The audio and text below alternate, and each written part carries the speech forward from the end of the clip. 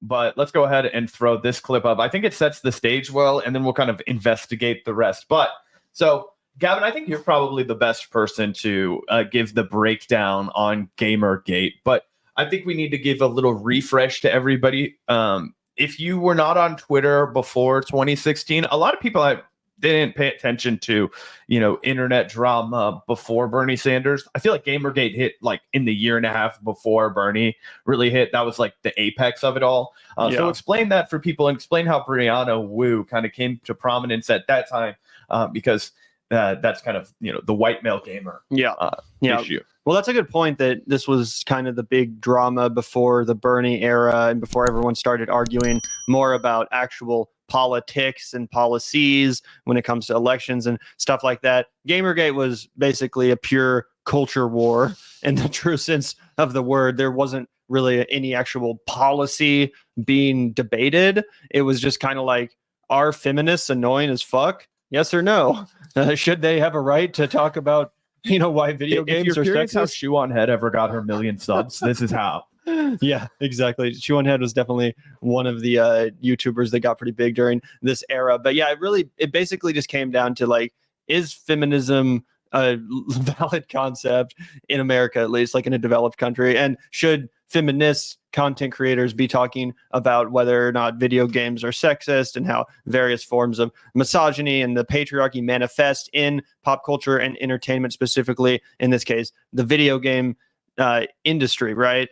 Pretty innocuous stuff. It sounds like you would think that who really gives a shit if someone's out there making a video essay talking about how they're trying to kill our way of life, bro.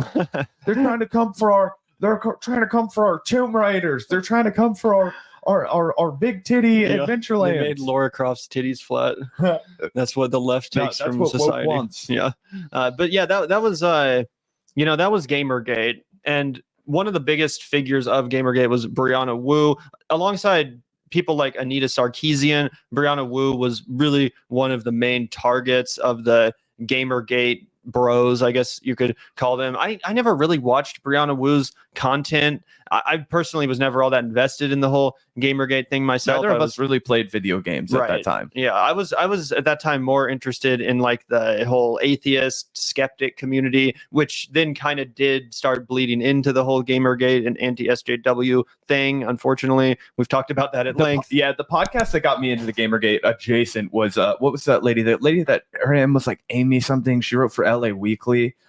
She co-hosted a podcast with the CEO or reader, Badass Digest guy, the Devin, what's his fuck that got canceled really on. Oh yeah, I kind of remember. And then he got fired from the Alamo Drafthouse. And speaking of the Alamo Drafthouse just got bought by Sony. We need to talk about that we'll too. put a pin in that and circle back to at the end of the live stream, because that's going to really shake, rattle, and roll the cinema industry as we know it. That's a line that's never really been crossed before as a major film production company. And in this case, they're like eroding monopoly, right? You think they've got Sony at every level of production, from the camera to the lighting to the final production, and then now the movie theater. But anyway, we'll get to that later on in the stream. Let's go ahead and hear a little bit from Brianna Wu. It's always funny. You can always tell when somebody wants to leave the left for money, when somebody's decided that they don't care about it anymore and that they actually think that they're a little bit bigoted and they kind of want to hang out with the other people who are bigoted. And so maybe it'll just be easier if I don't have to constantly defend my values, and I can just, compromise and also get paid more. Right. So they'll go on a podcast that's like this, Triggernometry. And it's like the kind of thing that only gets suggested to me if somebody like Brianna Wu or Sagaran Jetty goes on it. Right. It's like, oh, okay, that makes sense. You're hanging out with one of these guys. Right. Anyway, she goes on to bemoan how the left has become the new straight white male gamer. Do you have anything to add before we Not really, other than this is just the most tired speed run of the why I left the left playbook we've ever freaking seen. Part of me is actually in awe of just how shameless Brianna Wu is going about this whole transition. It makes Anna Kasparian look downright subtle in comparison, downright subdued in her flamboyant transition to the right. Brianna was just straight up going for it, and seemingly only because of the criticism she's recently received for supporting Israel and for defending AIPAC. And just like with most of these people who leave the left, it's really out of scorn for the left. They hate the fact that they got checked by the left online or made to look stupid by the left. And it usually starts with one position. Like I said, in this case, Israel. She gets checked by the left on Israel. And then it's like, well, maybe I'm actually not a leftist on issues 4, 5, 6, 7, and 8 either. Maybe I actually don't like wokeness. Maybe I actually don't think that trans kids should get healthcare. This is the dark path you start going down as soon as you get checked. Just look at Tulsi Gabbard. She did the exact same speed run. It was as soon as it wasn't politically convenient and honestly, like politically expeditious to your career to be a progressive. It was honestly one of the biggest L's I ever took. Was I genuinely believed that other people had this same level of conviction as me in the Bernie Sanders movement, and that it wasn't hype, and that we'd finally kind of crossed that path because it was right in front of our fucking eyes. You could look at every single instance of the past, kind of felt like it was building to this. And then, of course, I was a fucking idiot and ideologically naive because a lot of people were just using it to make a quick buck. Young Turks come to mind also. But half the people that ran under, the kind of label of progressivism, I mean, just look at Mondaire Jones and look at the career trajectory that he's had now. You know what I mean? Exactly. And Brianna Wu is once again, great example of someone who kind of jumped on the progressive bandwagon when it was popular to do so during the Bernie era. But now, just like Anna Kasparian, who also is employed by TYT, realizes that the winds are blowing in a different direction. And she wants to stay not just relevant, but rich. And that's why she's trying desperately to be hired, I'm guessing by AIPAC, something like that, some, ultra establishment liberal consulting firm or PR firm, something like that. Wow. I literally wouldn't be surprised if she gets a job at AIPAC or if that's what she's looking for. But either way, let's take a look at this clip and then we can watch a little bit more of the actual interview too, because it's filled with bangers. Yeah. Also, look at these guys. They look like their favorite band is the Black Keys, but the Black Keys would never hang out with them because they're Republicans. So true. I used to think you were completely full of shit when you talked about cancel culture, and now they've run this playbook on me. The fact that the progressive fringe is now standing with the literal fucking terrorists, like, what the hell are we thinking? Look at what we're doing with the trans children. That was some of the most alarming terrorism footage I've ever seen in my entire life, for what it's worth, guys. I don't know how they found those college kids doing that. Let's take a look. Well, this is pretty alarming stuff. I mean, boy. With the little. Oh God. Where's the trigger warning? Oh, it's violence. This is violence. I've never seen anything quite so like it. I hate this gaslighting too from people that do this sort of grift. They always gaslight you like a fucking abuser, where it's like you're literally standing with the terrorists. In the case of Brianna Wu, walking down the sidewalk in New York City is terrorism. Brianna Wu is quite literally standing with the terrorists. You look at her feed every day; it's justifying the slaughter of hundreds of innocent civilians. It's quite literally justifying terrorism. That's what her job is now. But yeah, these kids walking down the street with a sign that says Intifada or some shit. I think that actually, I think I see a swastika back there, Gavin. Oh my God, I never thought I'd live to see the day. I can't say for sure because the audio is not clear. They're using music, but if you look at it's either a bomb or a stereo speaker. I think it's probably both. I think it's also reading Mein Kampf. So yeah, that's Boombox is just playing an audiobook of Mein Kampf for the whole city to hear. Literal fucking terrorists? Like, what the hell are we thinking? Look at what we're doing with the trans children debate. What is the progressive left's answer to any parent that has a question on any of that? It is shut the fuck up. Oh God, I love it when trans people speedrun the whole like did you see the Caitlyn Jenner thing the other day where the guy was like, what if to save the entire universe, the only thing that you could do was misgender somebody? And then Caitlyn Jenner responds to this like right-wing asshole and is like, call me Bruce if it saves the entire universe, of course. God. And then the guy's like, thanks, Bruce. And it's just like, dude, these guys just hate you. Like, why are you humiliating yourself? They don't accept you. They don't accept your identity, and you're not going to win them over by like trying to slowly but surely and patiently explain to them. they don't want to be explained to. Yeah. Okay. Got to move back to science and back to reality. People back to perceive science and back to progressives reality. as assholes. A decade ago, That's hilarious. I want to start with the Republicans who for fucking generations have denied basic facts like whether or not creationism is fake, right? Oh, creationism, evolution. I think we just gotta meet the middle ground. So let's have both. I'm a good old fashioned liberal. Got to teach creationism and evolution. Like, no, we fucking don't. Okay, we don't have to teach creationism. Why? Because it's not fucking real. Okay, it's a fairy tale. Okay, I don't learn about the Lost Boys and Never Never Land either during my social studies class. during Gamergate, people thought the white male gamers were the assholes. I've got news for you. Today, it's trans Twitter. It's so White males are not the problem anymore. It's the trans people. It's trans Twitter. Also, like, what exactly about the left criticizing people on Twitter is like more ugly or unacceptable than you criticizing people? Like, Brianna Wu is constantly beefing with people on Twitter. She's fighting with people. She's calling them out. She's saying that they're bigots and that they hate Jewish women and that they don't believe in rape and like just anything and everything she'll throw at her critics. But when people on the left or progressives, when they have disagreements, it's somehow like this ugly, toxic, disgusting mess. Like, no, it's no different. Everyone has opinions. Everyone from every political faction debates their opinions. The whole point of Twitter is to, engage in the discourse. So yeah, trans Twitter definitely gets pretty spicy. So does fucking farmer Twitter. You know what I'm saying? Like, that's just the point of being online. It's not like trans Twitter is any worse than any other form of Twitter. In fact, it's probably one of the most inclusive and safe spaces on Twitter compared to what you see on the platform now that Elon Musk has basically let all the Nazis back, and you see just like straight up pro-slavery memes going viral and shit. Have you seen those where it's just like, here's why racism is real and we should have slaves again? No, but and then it has I'm like not a million surprised likes. after the Libertarian Party hot mic and the race realism and the fucking bell curve and all that stupid shit. Every fucking that's the thing. The people that she's on air with right now are the same kind of guys that'll have Sam Harris on and like really seriously be like, yeah, let's unpack the bell curve and be like, why can the left just not accept these results of this massively skewed and racist study? I don't understand. Why does the left hate science?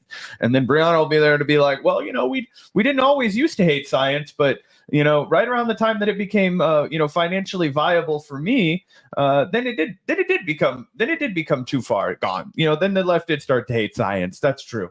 socialist Twitter. It's terrorist sympathizer Twitter. It's us. Terrorist sympathizer Twitter. She's been following the Vanguard. That podcast. Terrorist sympathy. Literally indistinguishable from like fucking Sean Hannity during the Iraq War. I know. You know what I'm saying? They love terrorism. Like, why do you think I keep doing my Bill Clinton impression? It's literally just 1990s style. We need to meet in the middle on these issues. And it's just right-wing politics. I really genuinely believe that if like a Democrat had been president during the Iraq War, liberals would have defended the war. You know what I'm saying? I really think that if Trump was president right now, that people like Brianna Wu, for the most part, would be much more critical of Israel. It's just the fact that it's Democrats doing this war and Democrats that are in charge. Partisan. Yeah, and pull up this actual interview on YouTube, because one of the timestamps I think will kind of prove what I'm talking about here. Look through these timestamps. As a Democrat, the left has gone insane. Yeah, here, zoom in a little bit on this tab too, if you don't mind. Yes, Captain. Pull that shit up. I'm tired of this. I'm tired of the wait. Yeah. Anyway, one of the timestamps is literally just like, Joe Biden is a good president. Again, this is someone who works for... The culture war is nonsense. Why can't the left keep its crazies in line? Like the Republican Party has done such a good job of keeping its crazies in line.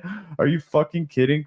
I used to think you were full of shit. We killed feminism. The Steve Bannon moment. Oh, God. We wrote off half the country as racist. Yeah. The gap between the rich and... I'm sure there's some insightful commentary there. Yeah, Biden is a good president. Oh, God. Here we go. Biden has been a good president. Yeah.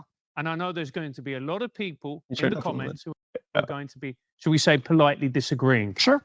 Okay. Why is it that you think he's been a good president?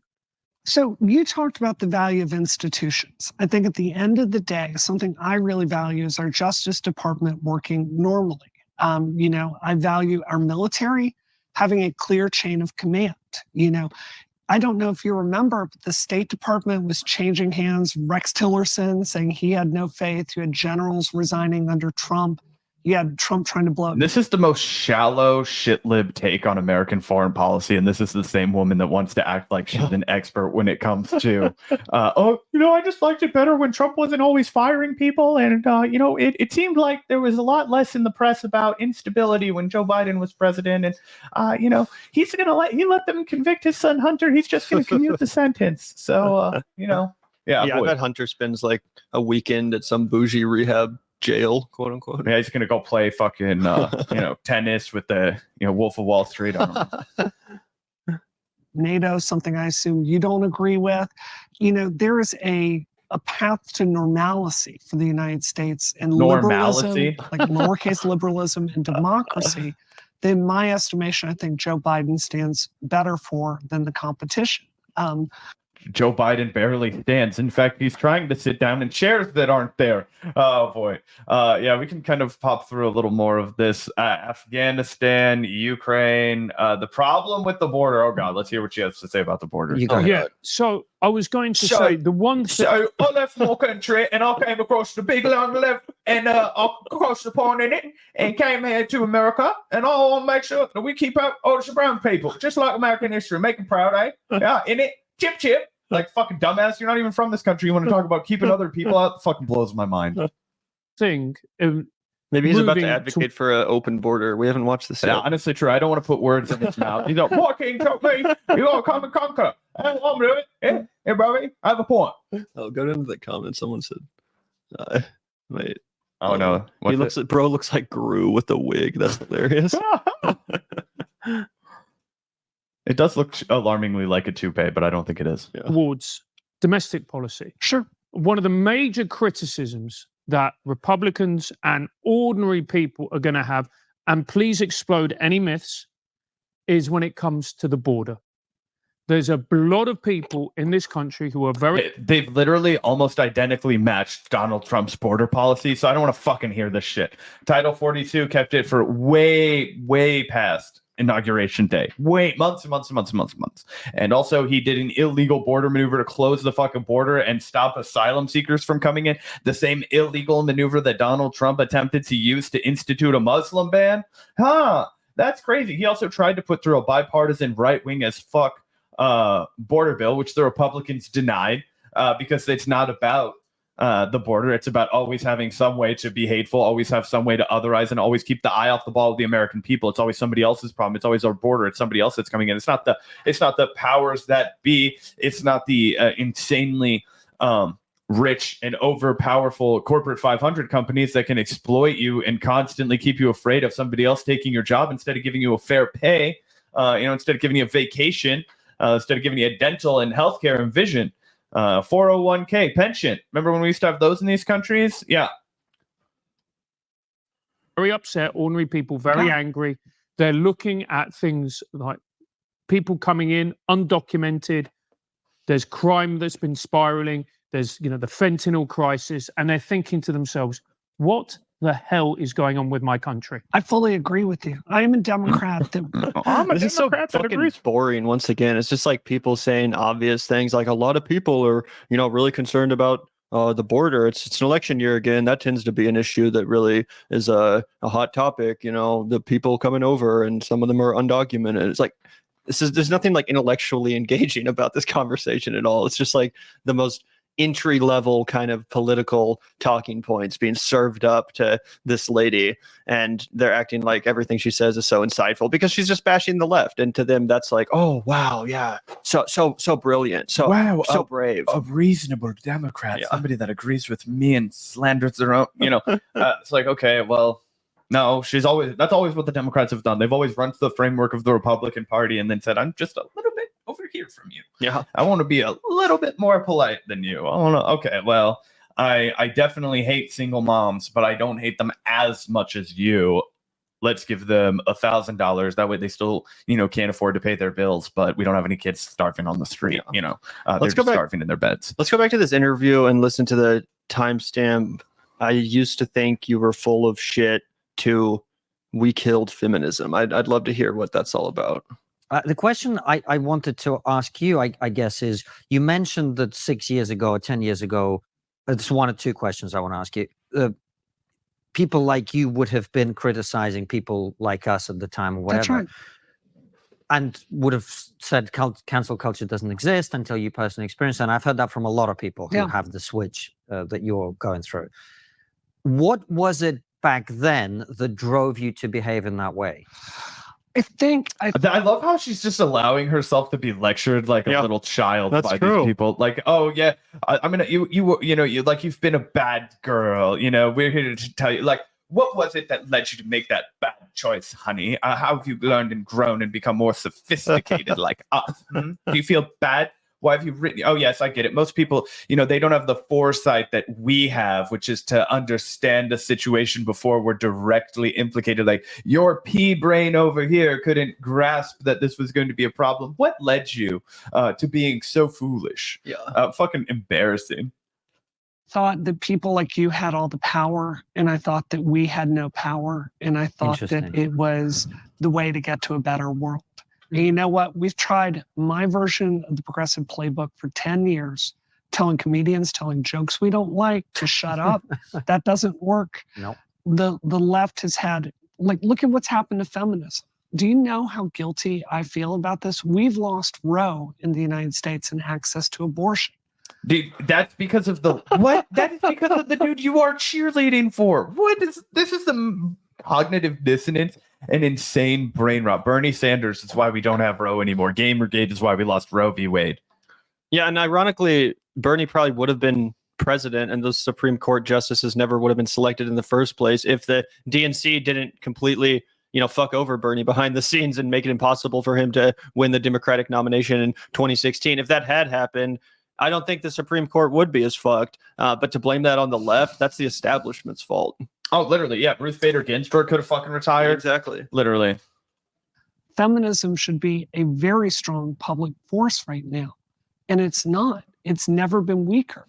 Why is feminism so unappealing? I also would just disagree with that. Young people, I feel like, are far more like, pro gender equity than they've ever been before, with the exception of like fringe, like, young white males that have been indoctrinated by this MAGA bullshit that she's now indulging in.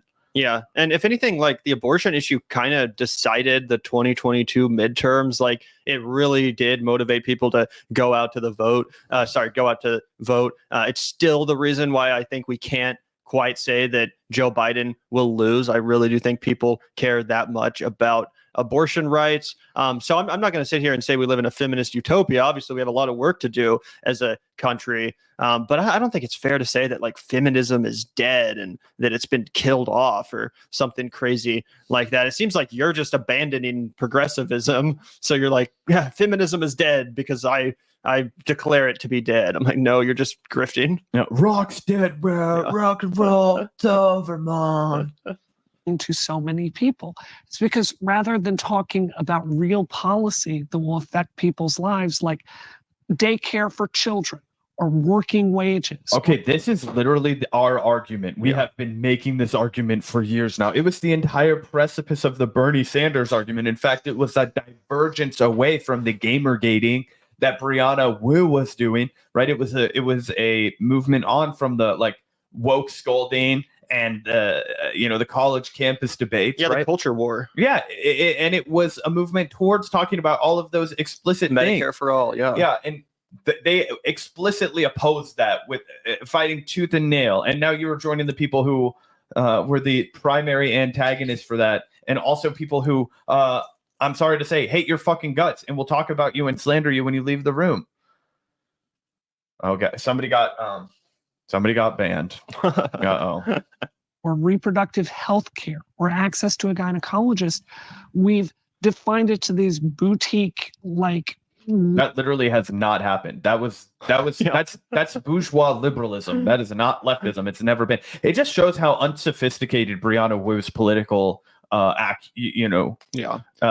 actually are, right? She doesn't actually think deeply about these things. It's about vibes. It's about the mood. It's about popularity. It's about, how does it make me feel? It's a very narcissistic outlook on American politics. It's all about how does it impact me personally, even when I mean, like obviously she's a trans woman and she'll experience, struggles and setbacks that I never will, but she's also not like a fucking broke person.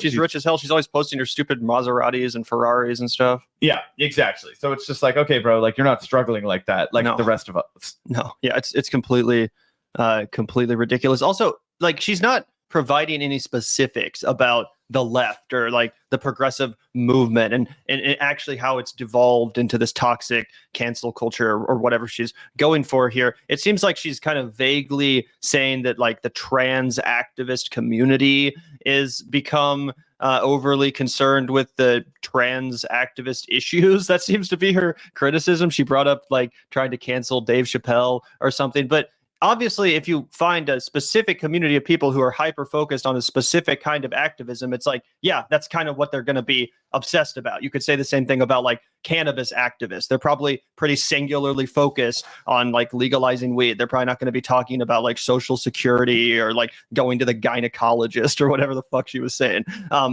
Yeah, there are certain people who have a hyper-focus. They're going to make their whole identity one thing, but you can't just identify that crowd of people and call that the whole left. Most people are broadly focused on an agenda that would elevate the entire American population, specifically the lower class, the poor, the disenfranchised. But I don't see a lot of people on the left. None of the lefty commentators I watch just nonstop discuss trans issues or culture war issues. No, all of that stuff is being advocated for. That is the agenda of the progressive movement. Mm-hmm.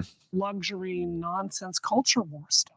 So normal women are out there going, this is just not relevant to me. So her politics are so oddly informed. I'm sorry, we keep pausing it, but she's acting like it's still Gamergate and she's on the opposite side now. Yeah.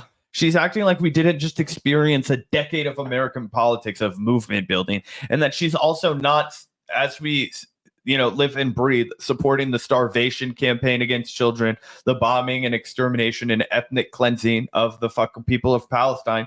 She's decided that she wants to be one of the loudest and proudest mouthpieces of that mission, while she simultaneously pretends that the last 10 years haven't happened. It's crazy. This is new levels of brain rot. She keeps talking about like, oh, these luxury culture war issues. The left just can't shut up about trans stuff. Like, who cares?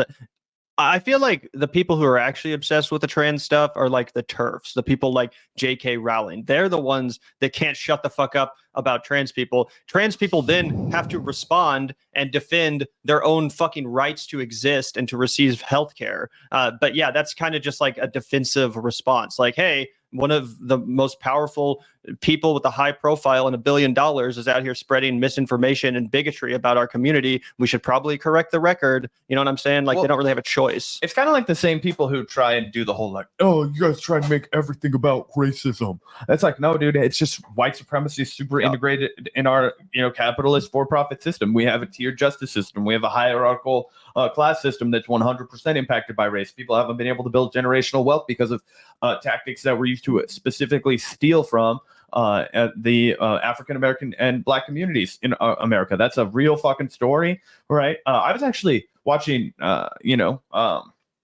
a thing about Detroit the other day, right? And it was just like, really poignantly, like America stopped investing in it because too many Black people lived there. That's essentially what fucking happened. And then the auto industry collapsed and nobody fucking did anything about it. It was just, let it go, right?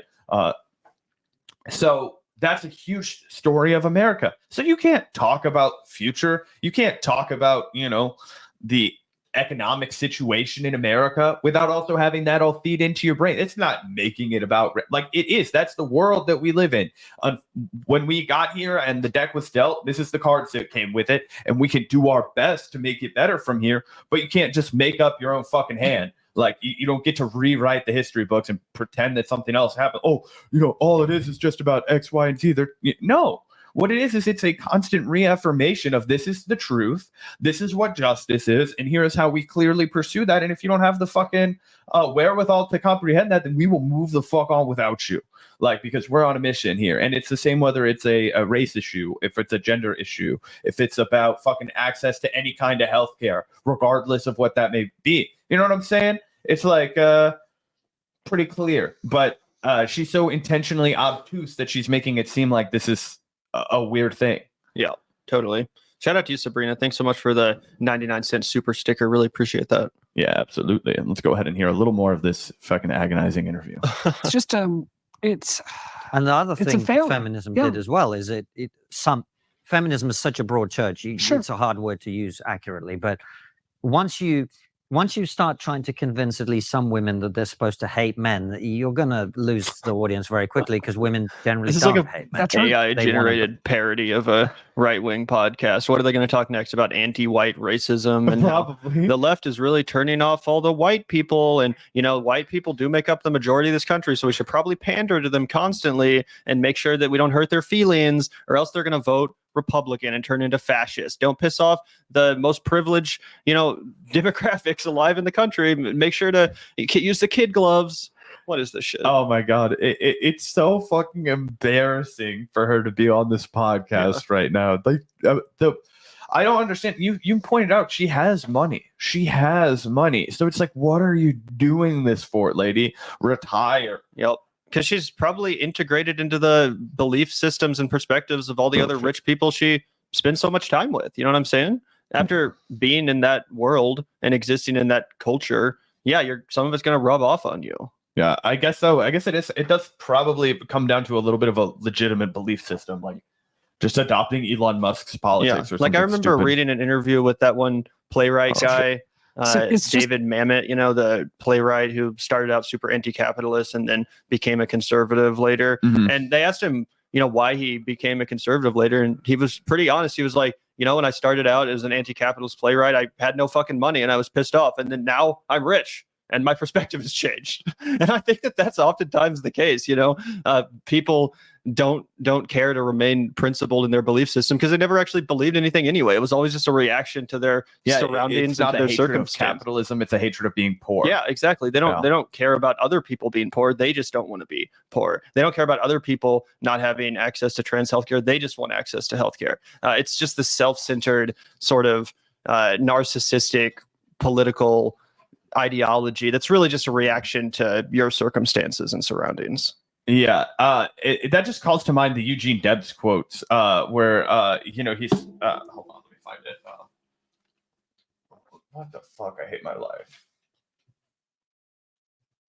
Oh yeah. He says, while there is a lower class, I am in it. While there is a criminal element, I am of it. And while there is a soul in prison, I am not free. That's the kind of people that you need on your team if you're trying to accomplish a socialist vision. That guy got 1 million votes from fucking jail. That guy got 1 million votes from fucking jail. You like the New Deal? You like the fact that FDR got off his ass as a yuppie and did something for the good of the American people? Get off his ass is a fucking figurative term. Obviously, the man suffered from Parkinson's. I wasn't taking a cheap shot at him. Well, it was Eugene Debs and the fucking threat of the Socialist Party of America and the fact that that guy got 1 million fucking votes, even though Woodrow Wilson, a supposedly progressive, this is how wonky history will be. They'll call him a progressive guy. Tried to jail his ass and couldn't. And because he called him like a dissident because he opposed World War I. It was bullshit. Anyway, everyone's a progressive until they make 100K. See, that's the thing, man. A lot of people stay progressive as hell after that happens. Like, look at Susan Sarandon, right? Susan Sarandon has more money than God to us. Like, have you seen that lady's apartment? That thing's probably worth like $80 million. Like, I haven't seen the inside of it, obviously. I'm not implying that I've been to Susan Sarandon's house. I've just seen pictures of her garden from her rooftop in Manhattan, and I'm like, that's at least a $50 million. I know what a $1 million apartment looks like in New York. That ain't a $1 million apartment. You can see fucking the Empire State Building from those pictures. Like, you know what I'm saying? Like, anyway, that lady never lost her conviction, and she's bawling out of control. She's bawling out of her ears, eyes, and anywhere else. You know what I'm saying? Do we want to play a little more of this? Do we want to suffer a little longer? We can watch a few more minutes, I suppose. It's and the other thing failure. Feminism did as well is feminism is such a broad church. It's a hard word to use accurately, but it's not that hard to use it accurately. You're just not very bright. Once you start trying to convince at least some women that they're supposed to hate men, you're going to lose the audience very quickly because women generally don't hate men. That's right. They want to build a life with a man and have kids and blah, blah, blah. I'm fond of my husband. So right. I agree. As am I, even though I'm not a woman. Second question I wanted to ask you, and this sounds like a therapy session for me and Francis, and we've earned it. Sure. Yeah, after 6 years after what you've done.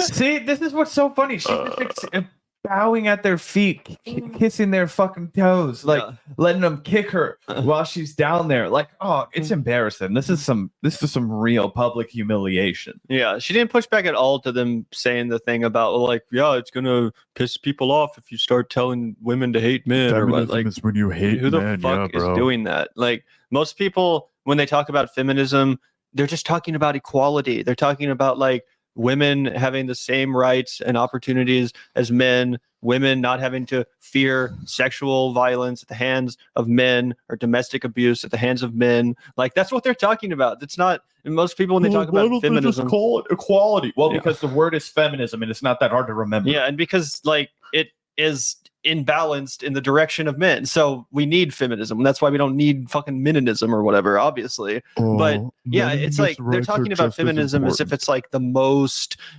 hysterical, like academic definition that, you know, some pink-headed freaking lesbian professor is lecturing about. Like, no one is talking about that. No one is talking about that. People not after kindergarten. That's all. That's all covered by third grade. You know. And all the woke and, you know, that's when we're really transing the children, you know, once they've, you know, told their parents they prefer the litter box, then, you know, we've pretty much got them in the palm of our hand. At that point, it's all Pavlovian. But yeah, I'm just like, come on, bro. So oh my stupid. God, debasing yourself. Like I said, this makes Anna Kasparian look downright sophisticated. Shout out to Anna Kasparian for not doing this for not going quite so hard in the paint. Anna's like, fuck, I could really have just done it this dumb and gotten away with James it. still wouldn't have fired me. Yeah. Holy shit. Sorry. After 6 years of no, but I will tell you the moment I realized that the left stopped caring about reality. That's right. It was 2016. Oh my God, I can't handle it. In 2016, the left stopped caring about reality. That's right. That's right. Let's see what the defining moment's going to be. No, it was 2017. And I saw Steve Bannon go from talk show to talk show to talk show to talk show. And all he did was explain how they won the election. Okay. And nobody listened. Nobody listened to what he was saying. That's not really true. We just didn't give a shit. Like, I knew what he was saying. Like, he did. He manipulated a grassroots momentum. I mean, to be fair, on our podcast, I have said the words. The only reason Donald Trump won is because of Steve Bannon and Roger Stone. The dude was the perfect vehicle for them to project their very insurgent, very online, very like new interpretation of the Republican Party onto. And they did actually build a grassroots organization. Like, I think that everything that they were running on was fucking scummy and gross. But the thing is that this guy's pretending that the progressives didn't have that exact same operation. And Brianna Wu is allowing him to present history in a way where the left never learned that lesson. I would challenge him to look at the individual donations of Bernie Sanders. And that's why, thanks to the Podesta emails, we know all about this. That's why they had to put their thumb on the scale. That's why they had to manipulate the primaries and fuck it up for Hillary Clinton, because Bernie Sanders would have actually been able to win. The Democratic Party, yes, it acted in a less democratic manner than the Republican Party. However, I think that's because the Republican Party knew that the class interests of Donald Trump were aligned with their own.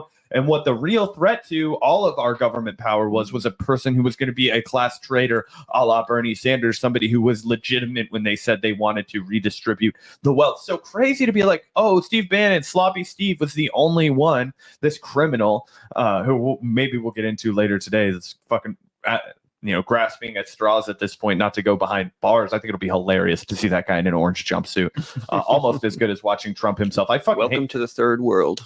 Yeah, welcome to the third world. Matt Taibbi is going to be visiting him and bringing him lunch. Anyway. Yeah, it's so stupid, too, because I feel like after Donald Trump won, maybe as a progressive movement, we weren't necessarily parsing through every single interview that sloppy Steve Bannon gave. Fair enough. But I do remember a pretty robust post-mortem on what exactly the fuck happened in that election. And a lot of people making the point over and over and over again that the Trump campaign, likely specifically because of Steve Bannon's strategic genius, was able to best Hillary Clinton by painting her accurately as the personification of the establishment and running on a lot of populist issues that Americans actually did care about. Obviously, the border and the immigration stuff got really racist, but there was also the outsourcing. He would constantly promise to bring people's jobs home and essentially undo NAFTA, stuff like that, restore the middle class, bring prosperity back to main streets and small towns, and ultimately to make America great Something again. better Stupid as it it's something sounds. more sophisticated and serious than he's running on now, which is just Yeah. platitudes and his own ego.